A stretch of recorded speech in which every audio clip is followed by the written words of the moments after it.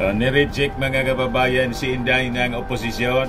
Sabi kasi ni Attorney Harry Roque, sa pag-resign mga kababayan ni Inday as DepEd Secretary, siya na ngayon ang mangunguna sa oposisyon. Biglang nag-react po yung mga nasa oposisyon. Hindi niya maaari. Matik mga kababayan. Renege ka agad po. Walang gustong tumanggap. Yung partido niyang ugpong po, aros wala ng member. Yung PDP, ganun din. Sinking boat. Mangyari niyan, nausog. Nagbabagang mga balita at magtalakay sa mga isyu na lipunan. Pulsa, opinyon, para at paglalantad sa katotohanan. Pulsa, what you see is what you get. Unisan. Party na lang. Yun ang magiging partido mga kababayan ni Inday, nausog. Yung isa pang member mga kababayan ng PDP, si Senator Tolentino, kumakalat yung mga balita na malamang tumambling na rin po. Kasi parang may dalang sumpa po yung PDP. PDP, Partido Demokratikong Pilipino Makapili. Kaya nagsipag-alisan po. Ayaw na nilang ma-associate sa mga Duterte. Para nang may sakit pong may sakit na kitong. Iniiwasan na po yung mga Duterte. Matik po yung reaksyon ng oposisyon. Hindi niya pwede. So ito yung balita ngayon. LP rejects Sara as opposition leader. Pati siyempre yung mga militan. Nag-react si Franz Castro. Saan banda niya? Sara has just become the leader of opposition, sabi po ni Attorney Roque.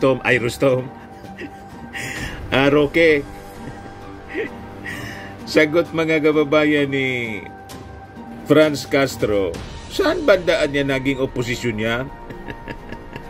Sabagay, tama naman po. Ang dahilan man lang po ni Inday, kaya gustong maging leader na ngayon ni Roque, sabi ni Roque, magiging leader na ng opposition. Dahil lang po sa pagkawala ng confidential fund.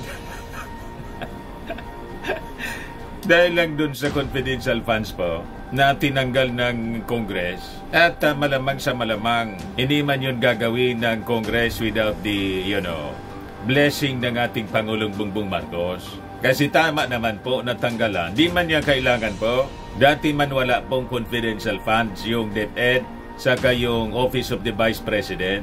Talagang kapritso lang.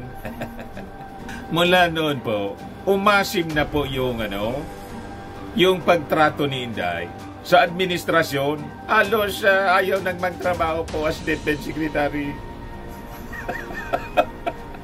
Sabi nga po ni LP President Ed Silagman, BP Duterte admits she is a liability to teachers and students. You see, inadmit niya po sa kanyang bibig mismo nang galing nang magpa-press con, hindi mga press con, press statement lang man lang po kasi pagkalabas ng kanyang press statement po, diretso alis. Pag press conference kasi po, may interaction. Di ba sa conference? Dapat, yung nag-convene ng conference, may interaction doon sa kakumpiridya. Doon wala po, nag-release lang ng statement, tapos sabay talikod. Di ba? Sabi naman po ni, Kabataan Party List Representative Raul Manuel, she was never a sincere DepEd Secretary. Pinatunayan lamang ng resignation ni Sara Duterte na kailanman ay wala siyang pake sa sektor ng edukasyon. Sa simula pa lang, she maneuvered to install herself as head of the department with one of the largest budgetary allocations in the government at ngayong hindi na nakatulong sa agenda niya ang manatili sa posisyon ay basta-basta niya na lang itong iiwan. She was never a sincere DepEd secretary since the beginning, and this resignation stunt only proves that. Parang tama din yung basa ni Raul Manuel, mga kababayan. Kasi aros hindi na magtrabaho si Inday mula nang tanggalan ng confidential funds. Mas enjoy siya na mangialam sa mga hindi niya trabaho kaysa dun sa kababayan na ibigay sa inyo yung full story ng balitang yan. Click subscribe muna dito sa ating YouTube channel and hit the notification bell para lagi po kayong updated sa mga kaganapan dito sa ating bansa. Like and share na rin po ninyo ang ating video. At huwag na rin po ninyo na skip yung ating mga commercial ads para tuloy-tuloy lang ang pag-unlad ng Bagong Pilipinas. Sa mga nagana po ng malinis and spacious fitness gym, pumunta lang po kayo sa aming Colossal Fitness Gym. We also offer Grab Car Rental with our brand new 2023 model ng Toyota Innova. We also accept booking for those who are planning to travel via PAL, Cebu Pacific, and other airline companies, local and international, and bills payment for Meralco Bills, Aleco Bills, PLDT, etc. Ang Colossal Fitness Gym is located at 3rd floor Security Bank Building, Lanco Business Park, Legazpi City, Albay. For inquiries, look for Gilon Maravillas. Contact number 0966-802-0949. Yan po yung aming Innova. Lagi na pong matao sa amin.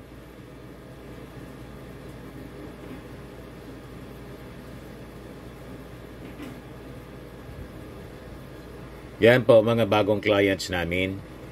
Napakaganda at colorful at napakalinis ng aming gym po.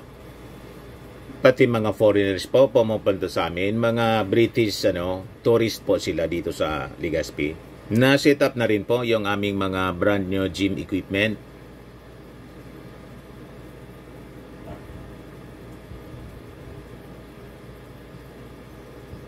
May treadmill na rin po kami. Ito naman po yung bago naming product na binibenta online. Eye Glow Serum, whitening po siya. Tingnan ninyo yung epekto sa aking anak na architect before and now. Yung mga inquiries po ninyo, dumiretso na lang kayo sa kanyang Facebook account, Riz Maravillas. Ito naman po, Firmax Firming and Lifting Cream. Pinapahid po sa mga pulses and affected area. Mainam po sa paninigas ng mga kasukasuan. Ito naman po, Automax Radiant Serum. Sa mukha naman yung application. Anti-aging po siya. You will look 10 years younger than your age. Sa mga cancer patients naman po, baka lang gusto ninyo itong itry. Neng siya red mixed fruit drink. Hindi mo po siya gamot, food supplement siya. Kaya lang, gawa siya mga kababayan sa goji berry. Yung goji berry may anti-cancer properties. O ngayon, yung mga inquiries ninyo, dumiretso na lang kayo sa aming messenger sa Facebook para masagot namin agad. Ayos pa? Ayos na ayosan niya Mr. Maravillas sa kanyang trabaho as DepEd Secretary. Mas nag-enjoy siya na sumama sa rally ni Pacquiao. Nan panawagan po, Marcos resign. Kaysa ayusin po yung dismal performance sa PISA ng ating mga mag-aaral. Alibasa niya Mr. Maravillas, mana sa tatay. Yung bil niya baga Mr. Maravillas ng kanyang tatay. Dismal din.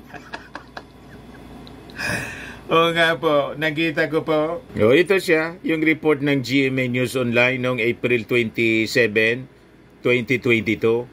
Sabi ng DPWH, 12 out of 119 build projects completed.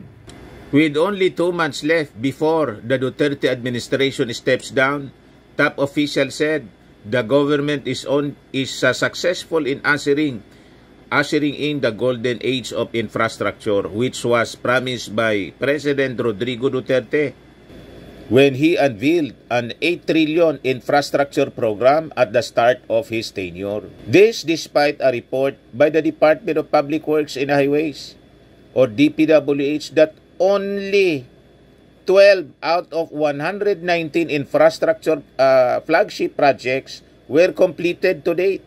Dismal. Nakikita ninyo mga kababayan.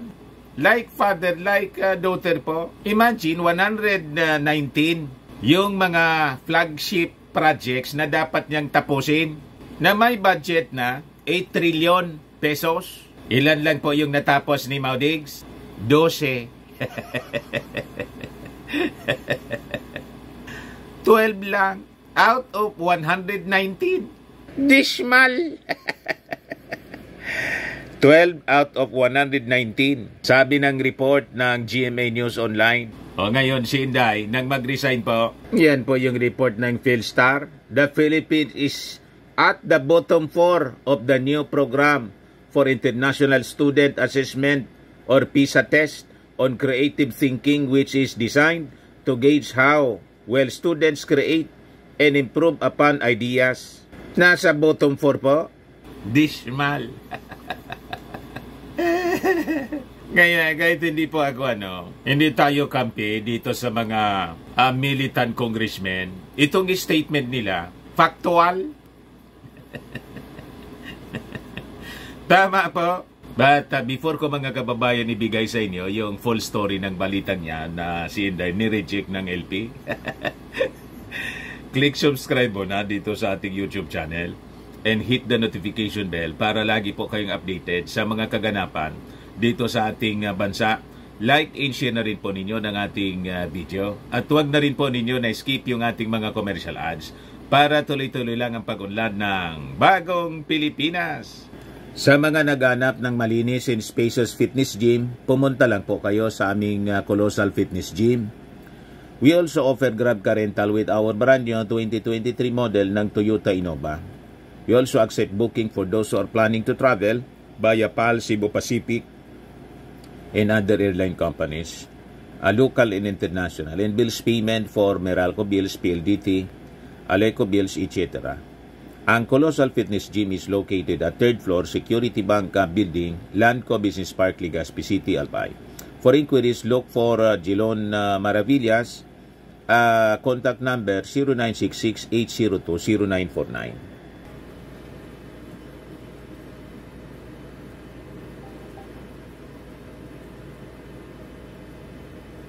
Yan po yung aming Innova. Lagi na pong matao sa amin.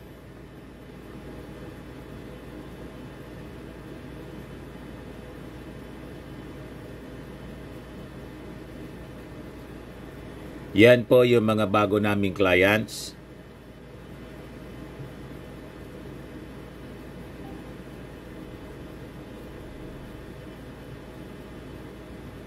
Pati mga foreigners po, mga British tourists po siya, pumupunta sa amin.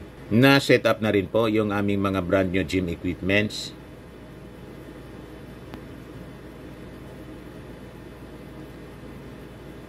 May treadmill na rin po kami. Ito naman po yung bago naming product na binibenta online, iGlow Serum. Made in South Korea po siya. Whitening po siya. Tingnan niyo yung epekto sa aking anak na architect entrepreneur. Sa mga inquiries po ninyo, dumiritso na lang kayo sa kanyang messenger, Riz Maravillas on FB. Ito naman po, Firmax Firming and Lifting Cream. Pinapahid po sa mga pulses in affected area. Mainam po ito sa mga pains at mga paninigas na mga kaso-kasoan. Ito naman po, Automax Radiant Serum. Sa mukha naman yung application. Anti-aging po siya. You will look 10 years younger than your age. Sa mga cancer patients naman po, baka lang gusto ninyo itong itry. Nengxia Red Mix Fruit Drink. Hindi man po siya gamot, food supplement siya. Kaya lang, gawa siya mga kababayan sa goji berry. Yung goji berry may anti-cancer properties. Ngayon, yung mga inquiries po ninyo, dumiritso na lang kayo sa aming messenger sa Facebook para masagot namin agad. Ayos pa? Ayos na ayos. Ayan, Mr. Maravillas. Balikan natin itong kwento. Kung saan, sabi ni Harry Roque, sa pag-resign ni Inday, siya na ngayon ang tatayong bagong leader ng oposisyon. Reject po. Reject. Hindi niya maari. So, sinupalpal po mga kababayan si Harry Mau. In a statement on Thursday, kahapon po, sabi ng Partido Liberal, it is strongly opposed Roque's remarks and said, the true opposition niya is founded on accountability, transparency, and genuine care for the people, qualities that the party does not see in the Vice President. Tama po. Isinday, kung kaya umalis sa Unity, nagtampo siya dahil sa confidential fund. Lumaki kasi siya sa confidential fund. Di ba? Yun ang totoo. Kahit pakinggan ninyo po yung mga DDS vloggers, yun ang sinasabi nila. Kini-question nila, mga kababayan, kung bakit tinanggalan daw ng confidential funds. So sa kanila po, justified and valid sa kanila yung rason na dapat magalit si Inday kasi tinanggalan ng confidential funds. Doon lang umiikot ang buhay po ng Vice Presidente at yun ang rason kung bakit nagwawala yung kanyang tatay at mga kapatid ni Inday dahil sa grabing pagmamahal sa confidential funds. Yung pagmamahal, mga kababayan, sabi nga ng narinig ko dito sa amin sa Bicol, ang pagkamuot ko anya, ang pagkamuot ko sa imo, gari pagkamuot kan urig sa sagmaw. Ano anya yun, Mr. Maravillas? Ang pag-ibig ko anya sa'yo ay tulad ng pag-ibig ng baboy sa kaning baboy. Ganon, mga kababayan.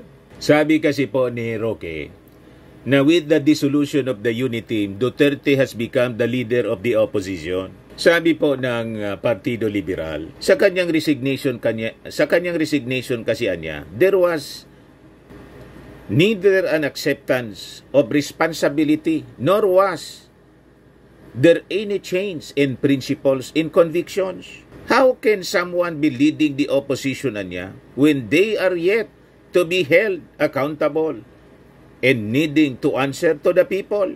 Sabi po ng Partido Liberal, the opposition anya prioritizes the people, not expanding and maintaining power, not defending a wanted religious leader or condoning the killing of thousands of Filipinos, and certainly not turning a blind eye to the oppression of our fishermen and the encroachment on our territory by foreigners.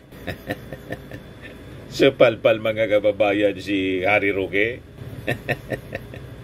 Tama naman po yung sinasabi ng Partido Liberal. So sabi naman po ni LP President Albay Representative Edsel Lagman, yung LP niya remained as the ideological and consensus opposition. Sabi po niya, Vice President Sara Duterte anya may assume the leadership of the partisan opposition to the Marcos Jr. administration, but the Liberal Party remains the ideological and consensus opposition to both the current administration in Duterte's breakaway power block. Tama siya, no? Si Edsel. Pero di ba niya, Mr. Marabilla, si Edsel katabi na ng ating Pangulo. Yung consensus opposition po, hindi man po na dahil nasa opposition ka, lahat na lang oppose ka ng oppose. Kung may tama naman na ginagawa yung ating administrasyon, dapat wag mong kontrahin. Halimbawa, namimigay ng ayuda. O di nandun si Edsel, nandito sa Albay yung ating Pangulo, 2 weeks ago, nandun si Edsel sa katabi ng ating Pangulo. Nasa stage mismo. Kasi anong mali sa pag-aayuda, mga kababayan, sa pagtulong, sa pag-implement ng napakagagandang projects tulad ng 20-story Legacy Hospital dito po sa amin, specialty hospital. Anong mali doon? Suportado ni Edsel at ng kanyang anak na gobernador, si Grex Lagman. O, di ba? Yun ang consensus na sinasabi ni Edsel. Pag tama, ba't mo kukontrahin? Pag mali, di pagsabihan mo. Yan ang responsible opposition. Pero po yung nausog, mas matindi po yung ginagawa ng ating Pangulong Bongbong Marcos. Lahat ng mali sa kanila. Personal po yung atake. Kung ano-ano na lang po yung pinagsasabi laban sa ating Pangulong Bongbong Marcos. Ang rason po, mga kababayan, confidential funds. Personal, hindi man po para sa bayan. Yung confidential fund po, tinanggal para magamit ng ating mga security agencies kasi kailangan nila. Galit po yung mga Duterte. O ngayon, ito yung sabi ni Franz Castro. Saan bandaan niya yung pagiging oposisyon? Yan po si Franz Castro. Pakinggan natin yung sinasabi niya rito, mga kababayan. Ayan po, i-play natin. Itong sinasabi ni former Secretary Roque, kaugnay doon sa pagiging oposisyon na raw ni Sara. So, sinasabi nga natin kanina, saan banda? Kasi hindi naman siya nagbibigay ng mga statement para sa mga taong bayan, di ba? Yung katulad nga dun sa PUV station, wala siyang sinasabi dyan, nirentag pa nga kami, no, kaugnay dyan. Ano ba talaga yung tunay na oposisyon? So hanggang ngayon naman, yung mga polisiya, before na mag-resign siya as Secretary ng Department of Education, dala-dala pa rin naman niya yung mga polisiya ng present administration, lalo na sa usapin ng NTF-ELCA, no? Iba pang mga usapin na tahimik siya. Kaya hindi natin siya pwedeng makonsider sa oposisyon dahil bahagi pa rin siya ng mga naghahari-uri sa ating lipunan na talagang may papahira sa ating bayan. Reject po. So boss ng LP at ng mga militant organization, reject po si Inday. So ang magiging partido niya, nausog. Yung ugpong niya po, iniwan na ng mga members, sumama na kay Martin Romualdez. Pati si GMA po. No comment po si GMA sa resignation ni Inday? Nga. Ano sabi dyan?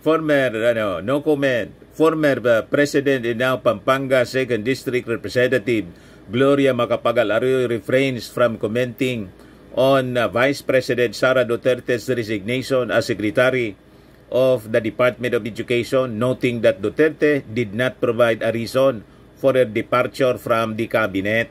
I understand niya, the Vice President did not give a reason for resigning from the cabinet. Thus, I am not in a position to give a statement. No comment. Ginaya lang siya, mga kababayan, na no comment. Alams na po kung bakit no comment. Kasama na si GMA ni Martin Romualdez po doon sa Bagong Pilipinas Servicio Fair sa Davao Region. At sabi pa ni GMA, basta niya ako imbitado, sasama ako kahit saan. Saan ka pa man po pupunta? Pag hindi siya sumama sa majority po, paano yung kanyang distrito? Malamang, mga kababayan, tamaan po ng drought. Tama? Ganun lang yan. At nakikita po ni GMA, wala na pong wise yan si GMA. And just like other politicians, yung mismong presidente ng PDP, si Pipito Alvarez, wala silang nakikitang future sa pakikipag-alyansa sa mga Duterte. Bakit po? Magaspang ang mga ugali. Pero Mr. Maravillas, di ba sa latest survey ng Tangere, top pa rin si Inday. Sabi ko sa inyo, mga kababayan, huwag magpapaniwala kasi malamang may hand po si Xi Jinping. Nangingialam po sa politika ng ating bansa. Yung China, binibilog yung ating isipan. May massive infiltration po para bilogin yung ating isipan.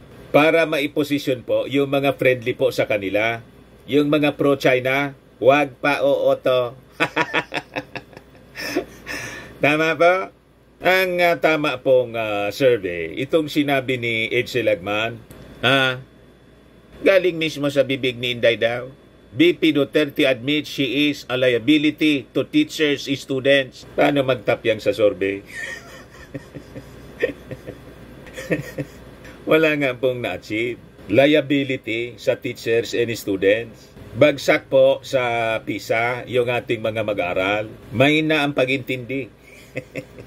Bottom 4. Pagkatapos, maniwala kayo na top performer sa DepEd si Inday. Tama po? Napakalinaw. Ngayon, sabi naman po ni dating Senador Laila de Lima, real opposition anya sides with the people. Tama. Atin ang Pinas, China layas. Dapat ganyan ang real opposition.